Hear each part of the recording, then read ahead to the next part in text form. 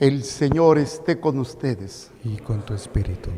Proclamación de la buena nueva de nuestro Señor Jesucristo, según San Marcos. Gloria a ti, Señor.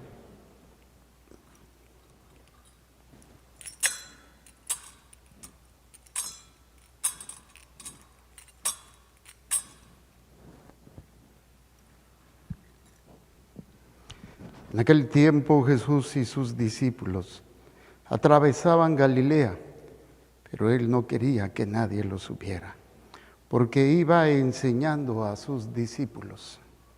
Les decía: el Hijo del Hombre va a ser entregado en manos de los hombres, le darán muerte y 3 días después de muerto resucitará.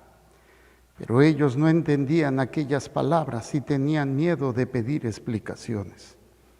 Llegaron a Cafarnaúm y una vez en casa les preguntó: ¿de qué discutían por el camino?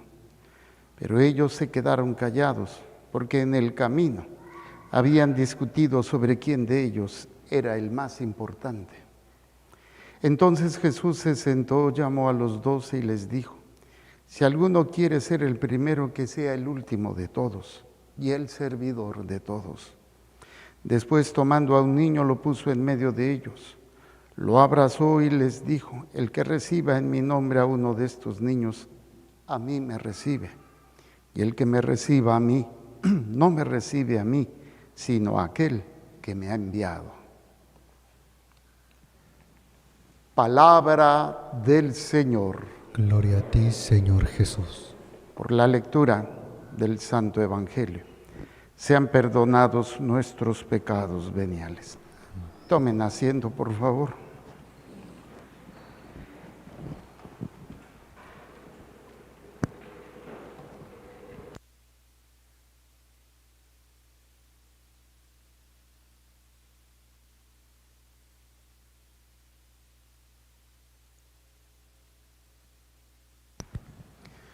Cuando estudié la carrera de medicina,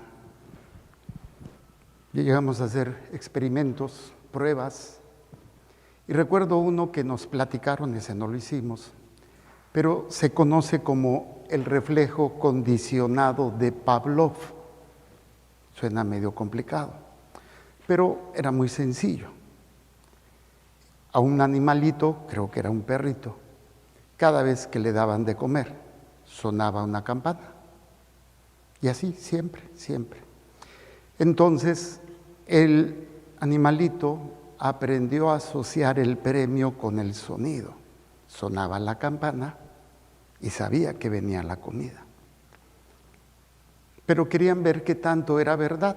Obviamente, no sé si les ha pasado, cuando se les antoja algo, hasta decimos: se nos hizo agua la boca. ¿Por qué? Porque hay un reflejo donde se produce saliva, porque se sabe que viene el taco, la torta, sí, lo que sea, pero que se te antoja. Y ya nada más, ahorita capaz que alguno más que pensó en algo y ya se le hizo agua a la boca. La expresión agua a la boca es porque produce saliva. Bueno, sucede lo mismo en el aparato digestivo. Se produce ácido clorhídrico. Entonces se estaba monitoreando en el estómago del animalito y al oír inmediatamente la campana se producía el ácido clorhídrico. Entonces son reflejos condicionados. Pero de alguna manera es muy interesante porque también nosotros buscamos premios. ¿Sí? Obviamente el animalito pues sabe que suena la campana, le van a dar su premio, hasta mueve la colita, emocionado, para las orejitas. ¿Por qué? Porque sabe que va a recibir algo a cambio. Todas nuestras vidas, en alguna forma, estamos acostumbrados a recibir algo, a recibir un premio. Y es frustrante cuando tú te esfuerzas, cuando tú le echas ganas y no recibes ningún premio, ningún reconocimiento. Te pesa, duele, y a veces renegamos de la vida, renegamos de los demás, porque no se nos da lo que creemos que merecemos de acuerdo a nuestro esfuerzo. ¿Cuántos de nosotros oímos o dijimos esto? El maestro me reprobó. A ver, levante la mano, ¿quién dijo alguna vez eso? Ay, ninguno. Ay, qué estudiantitos me salieron. A mí sí me tocó. Y puedo reconocer que tal vez en alguna ocasión sí me hice tarugo. Pero hay otras veces en donde me partí el alma, estudié, preparé y pues simplemente el maestro, no siempre hay así, pero pues no me quiso pasar y se me hizo injusto. ¿Por qué? Porque desveladas, trabajos y todo, para que a la hora de la hora simplemente porque no le caía, pues no me pasó.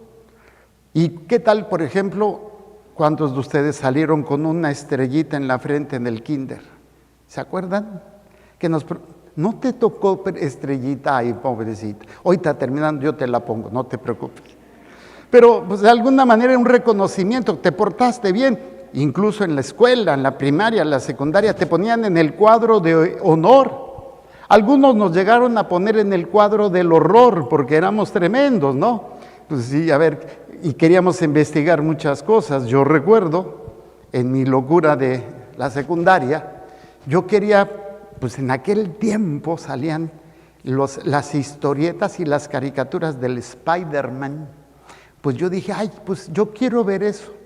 Y yo vivía en la Ciudad de México, soy chilango, y estaba el metro, la línea 3, que va de Universidad a Indios Verdes. El último tramo de Potrero a Indios Verdes es por afuera, no va por adentro. Y va por arriba, o sea, a la altura de los carros, y para poder cruzar tienes que cruzar por puentes peatonales. Y pues estaban todos enrejados para que no te pudieras salir. Pero pues al fin, un joven, chamaco, tonto, pues me voy trepando yo por afuera. Para ver qué, ¿por qué? Porque se siente bonito, ¿sí? No siempre entonces fui del cuadro de honor, más bien algunos maestros me ponían las cruces, porque fui tremendo de joven. Pues más bien inquieto, siempre fui muy inquieto. ¿Y qué pasa cuando, por ejemplo, en una relación tú das todo y la otra persona no da nada? Tú te esfuerzas y la otra persona no lo hace y sientes que es injusto. No se te está dando lo que tú crees que mereces. Y esto es precisamente porque humanamente todos necesitamos, entre comillas, recompensa, gratificación, respuesta.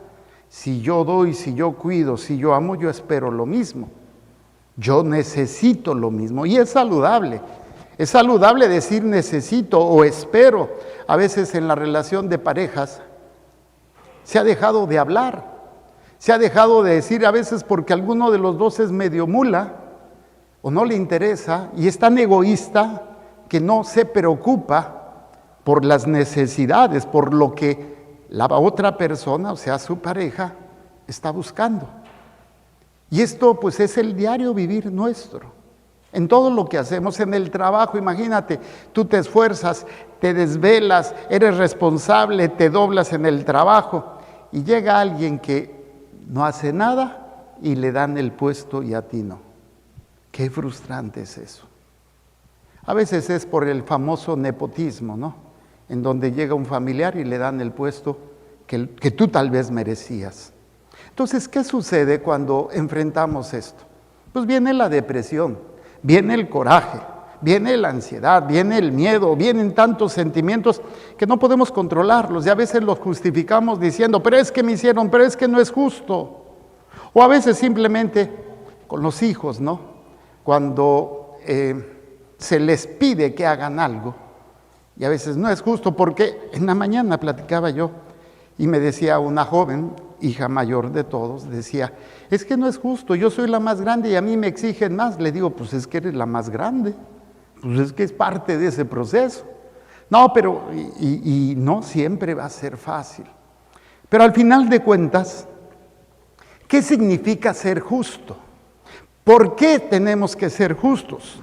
Primero hay que entender que ser bueno no trae su recompensa, al menos no siempre. Y quien busca la recompensa en hacer lo que es correcto, está perdido, porque no siempre se va a dar. Entonces, si tú crees que porque eres católico, apostólico, vas a misa y tratas de hacer bien y te va a ir bien, estás equivocado. Te equivocaste de religión. Aquí no es hago el bien y me va a ir bien. No es cierto, al menos no siempre. Tampoco quiero ser fatalista y que te va a ir mal siempre. No, pero hay que estar preparados. Y esto es lo que nos plantea hoy la palabra de Dios en la primera lectura del libro de la sabiduría. Cuando tú haces el bien, cuando haces las cosas correctamente, ¿qué crees que va a suceder? Va a haber envidia, va a haber problemas, dicen en mi tierra, no jales que descobijas. Cuando tú haces bien tu trabajo, ¿quién crees que va a sentirse mal por lo que tú estás haciendo? El que no hace bien su trabajo. Y entonces te va a hacer la guerra, te va a meter problemas, va a levantar chismes. ¿Por qué? Porque no le conviene o simplemente porque él no puede hacer lo que tú haces. Y si tú esperas vivir en un mundo justo, pues todavía falta mucho para eso. Y a como vamos cada vez va a estar más difícil y más complicado. Entonces, ¿qué es lo que yo tengo que hacer? ¿Qué es lo que tengo que ver cuando tengo un problema, una dificultad, cuando estoy enfrentando una injusticia? Y que se da en las relaciones de parejas, se da en las relaciones de padres a hijos, entre hermanos, se da con los amigos, se da en el trabajo, hasta en la iglesia. Se da situaciones injustas. Entonces, ¿qué pasa? Bueno, vamos a ver qué nos dice la sabiduría. Y dice así: los malvados. ¿Quiénes? O sea, aquellas personas que son incapaces de poder crear y de poder superarse y que están atrapados en un círculo destructivo que en cuanto tú ves que brillas, te jalan la pata, te ponen el pie, te dan una puñalada en la espalda. ¿Hay gente así? Sí, porque está enferma. Está enferma. Y esto es triste, pero tal vez más de uno hemos estado en esa situación, enfermos, y nos ha dado coraje, envidia. Nos hemos puesto de mártires. ¿Por qué a mí? ¿Por qué yo? ¿Por qué esto? Pero dice, los malvados dijeron entre sí, tendamos una trampa al justo. ¿A quién? Al que hace el bien. Entonces, si tú estás decidido a seguir tu fe, estás decidido a hacer la voluntad de Dios, tienes que estar preparado para las trampas, tienes que estar preparado para la injusticia y saber que probablemente no te va a ir bien, probablemente te va a ir de la fregada. Pero aquí es la gran diferencia, porque nosotros, al menos eso se espera, nuestra recompensa va más allá. Pero no hemos llegado tal vez a esa madurez, no se preocupen. Lo vamos a ver ahorita con los apóstoles. Bueno, dice, tendamos una trampa al justo, porque nos molesta y se opone a lo que hacemos. Vamos a hablar de lo que está sucediendo en el mundo. Hablar de una relación hombre-mujer, esposos, una familia con hijos. Ahora es hablar y decir que eso es odio, que eso es machismo, que eso es todas las cosas con las que se califica a la familia tradicional. Y obviamente cuando una familia vive como debe de vivir, o cuando una persona trata de ser lo que debe de ser, ya está prohibido, ya está siendo atacado. Por ejemplo, no sé si sepan, pero en Canadá está prohibido hablar de religión que tenga que ver con el pecado sobre la homosexualidad. Si tú en Canadá dices algo, te meten a la cárcel. Está prohibido. Entonces, ¿por qué? Porque quieran o no quieran, todos los seres humanos tenemos grabado en el corazón una ley natural. No estoy hablando de la ley que podemos conocer por la revelación de Dios, que nos enseñó los mandamientos y nos habló Jesús. Estoy hablando de una simple ley natural que existe en todos los seres humanos, que algunos nunca la quieren obedecer, pero esa ley natural habla del respeto, del cuidado del hombre, de la mujer, de los niños. Y ahora ya no se da eso. Entonces, cuando uno trata de defender eso, ellos se sienten agredidos y lo que van a hacer es enojarse, perseguirte, atacarte y cancelarte o levantarte falsos testimonios. Yo tengo el testimonio de un amigo sacerdote, no es de esta diócesis. Lo acusaron de lo que ustedes saben que se acusa cuando tiene tratos con niños. Y pues obviamente fue el ataque frontal sobre él. Él callado, con un dolor muy grande. Fueron todos los, las investigaciones. Y al final resultó que la mamá de la criatura quería sacar dinero. Pero ya había destruido la honra de un sacerdote. Y este sacerdote, aunque le dolió, no dejó su ministerio. Regresó, obviamente le ha costado mucho, porque esa infamia no se borra tan fácil, aunque fue restaurado y todo. Siempre habrá gente malvada, porque está vacía, porque buscan una recompensa temporal, dinero, placer, poder, fama, etc. Dice, nos echa en cara nuestras violaciones a la ley. Nos reprende las faltas contra los principios en que fuimos educados. Y esto obviamente a cualquiera le va a caer gordo. Y pues ustedes lo vivieron con sus papás. Cuando la mamá o el papá le dice, no hagas esto, ay, ya va a empezar mi mamá. Ay, la cantaleta. Hasta caen gordos los padres. ¿Sí o no te caen gordos a veces tus papás? Diles así en la cara, sí me caen gordos a veces. ¿Y es por qué? Porque están sobre lo que debemos hacer, lo que no debemos hacer, y a veces no nos agrada que estén sobre nosotros. Si a veces los hijos se enojan con los papás, y luego se confía, ay padre, es que me cayó bien gordo a mi mamá. Ay, le contesté, ay, le dije una grosería. O pensé cosas. ¿Por qué? Porque caen gordos. No sé si ustedes se acuerdan, papás, que ustedes también les cayeron gordos sus papás, aunque tal vez antes éramos más calladitos, porque si hablaban nos rompían el hocico. ¿Sí? Ahora, pues ya no, ahora... Cuidado que levantes la mano a un niño porque, bueno, aquí todavía en México no hay, pero en Estados Unidos, híjole, cuidado. Los hijos ahora le pegan a los papás, tú dices, ¿qué pasa?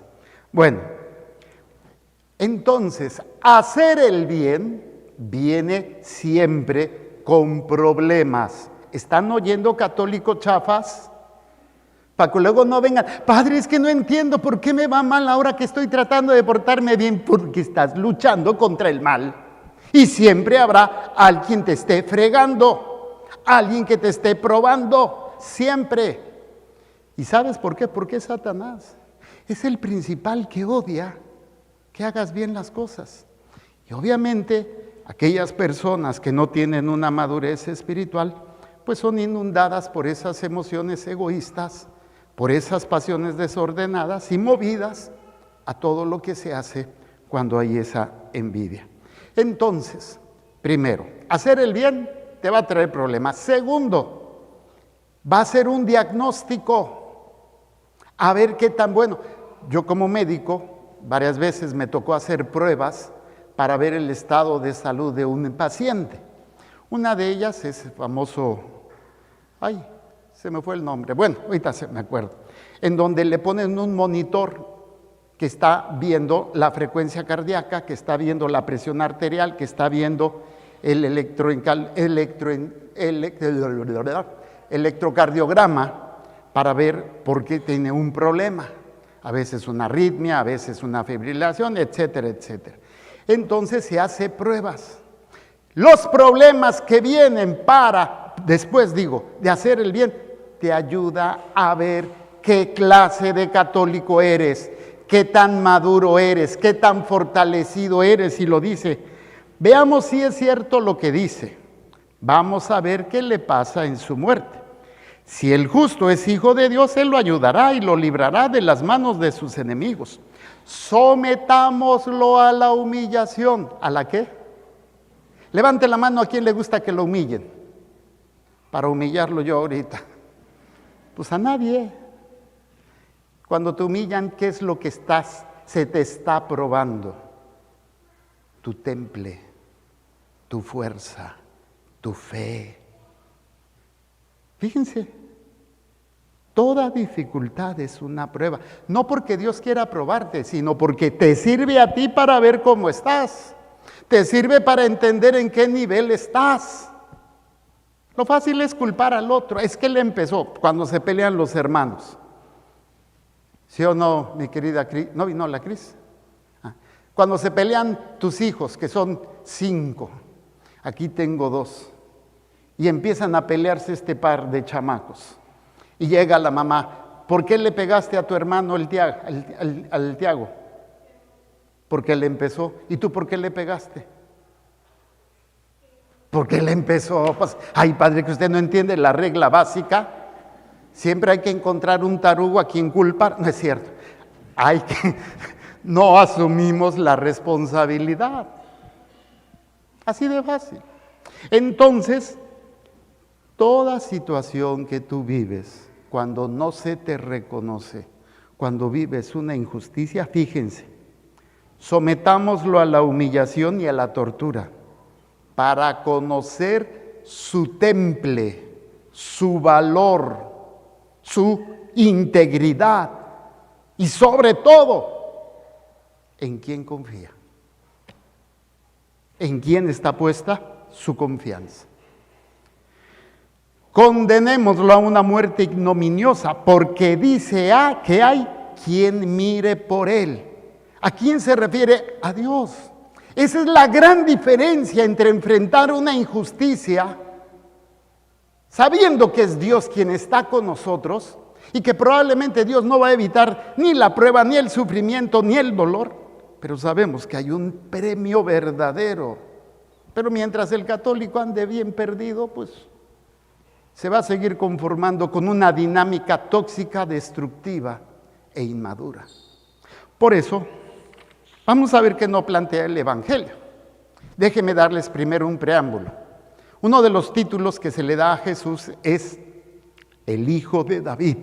¿Por qué? El rey David recibió una promesa que uno de sus descendientes se sentaría en el trono y permanecería para siempre. Pero vamos a ver qué sucedió con David. Primero, David fue un gran soldado. Ganó muchas batallas en nombre de su rey, el rey Saúl. Pero el rey Saúl, como muchos, tuvo envidia, tuvo celo, porque hacían un cántico. Saúl mató a 1000, David a otros 10,000.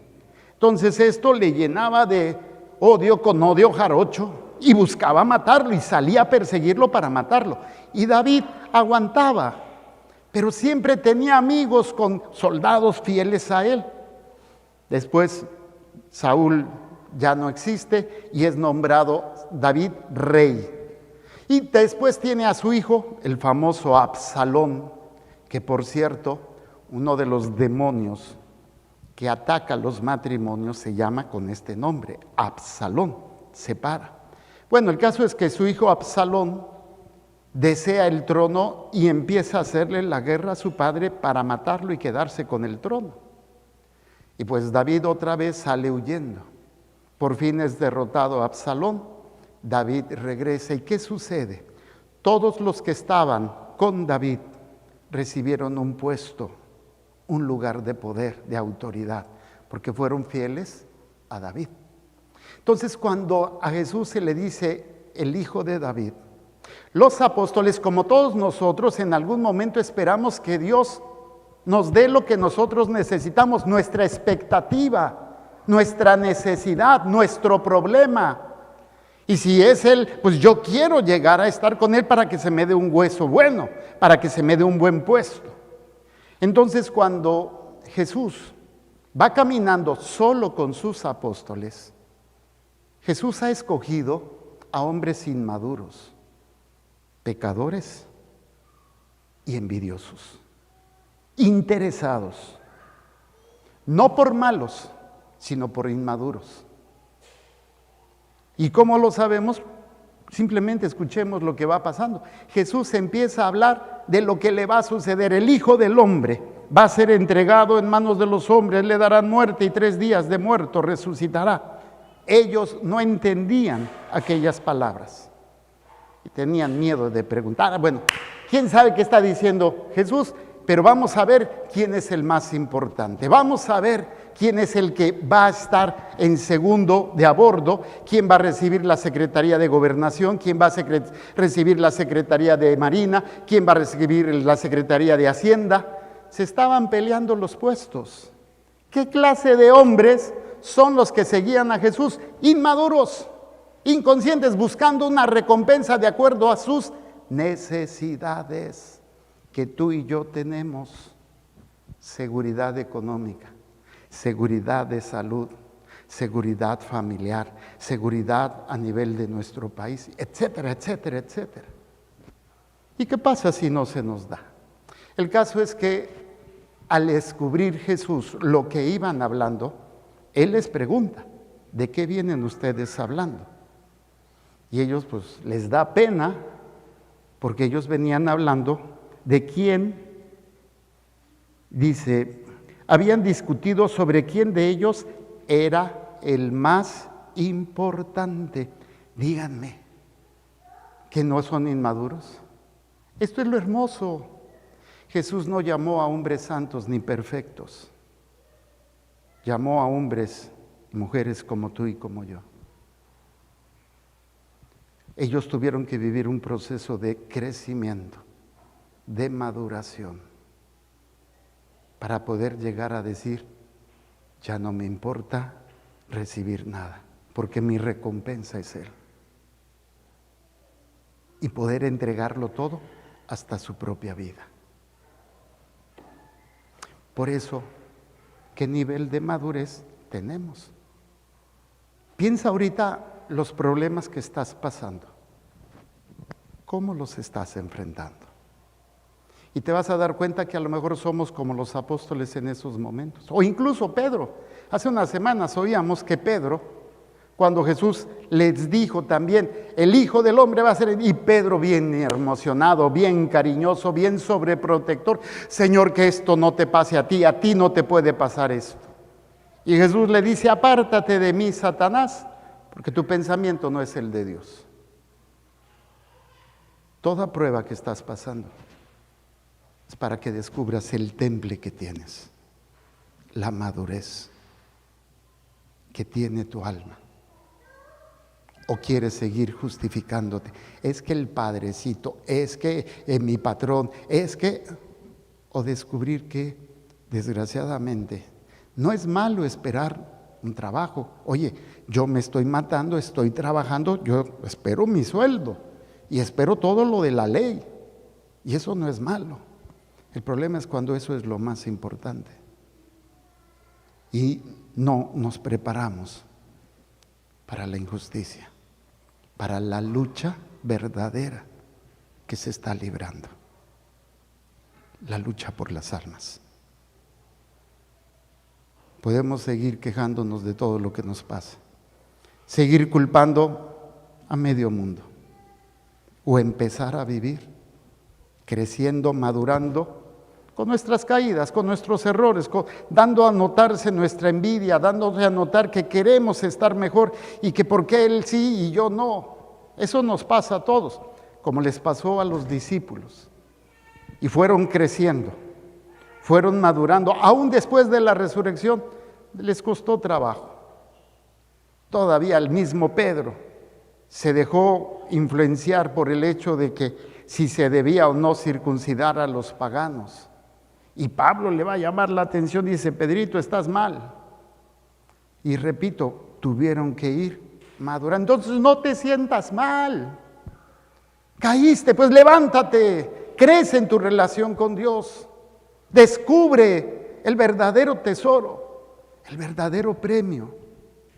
Pero mientras sigamos en esa pasividad, y sigamos creyendo que merecemos todo porque, pues oye, como hoy mucha gente está obligando a que se les acepte y se les dé nombres que ellos o pronombres que, ¿por qué? Porque así es.